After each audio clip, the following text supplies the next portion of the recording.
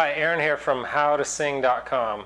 We're going to be talking about how to improve your singing voice. Now, I know that's kind of a broad topic, so I just want to narrow it down for this particular video to eliminating nasality, that really kind of annoying sound that is often in the voice, and just talk about kind of how to get rid of that and a little bit about that process, and even give you an exercise at the end as well.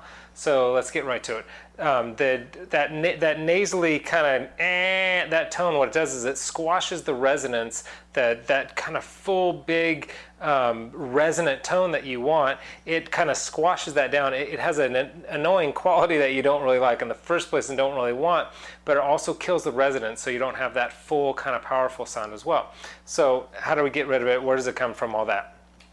It's primarily, that nasal tone primarily comes from the soft palate.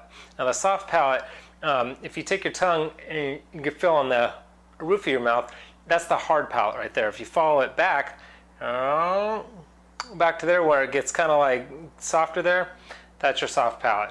So the soft palate, when it's that nasally tone, what happens is that soft palate is lowering. It's lowering excessively.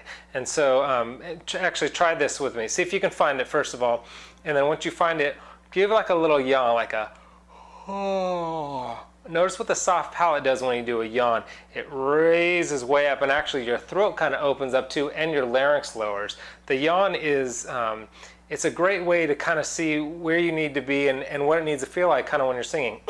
Now, it's an exaggerated form. You don't want to sing like, oh, I mean, some opera singers do, but you don't want to necessarily sing like that, but you want that kind of motion where the soft palate is up a little, you want your throat nice and wide, and then your larynx to be pretty steady. Your larynx tends to raise up for the higher notes, but you want to keep that relatively steady. So during that motion, you kind of feel the soft palate and what it does, how it raises up. So let me talk a little more about that. Now, when it's down, what it does is like the NG sound, that consonant when you do sung, if you're singing the word sung or any NG sound, what it does is it cuts off. Go ahead and do an NG, and then try to blow out of your mouth. You can't, because it blocks the air from coming out of your mouth. So all the air comes out of your nose, and so you're getting this kind of nasal tone. So when you're doing NG or even like a T sound, that's different than the soft palate. But anytime your tongue, the back of your tongue or the front of your tongue raises up to do a consonant sound, you want to get right back down where it's supposed to be, behind the teeth right there. That's where you're singing the best. So anyway, I'm kind of going all over the place, but this is mainly talking about the nasality.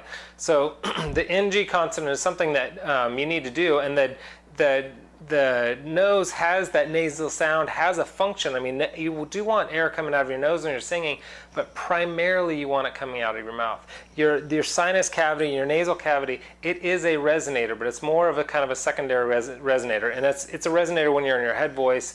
I won't get into head voice and chest voice, but primarily you want the air coming out of your mouth. And so when it's mostly coming out of your nose, that's when the nasal sound comes.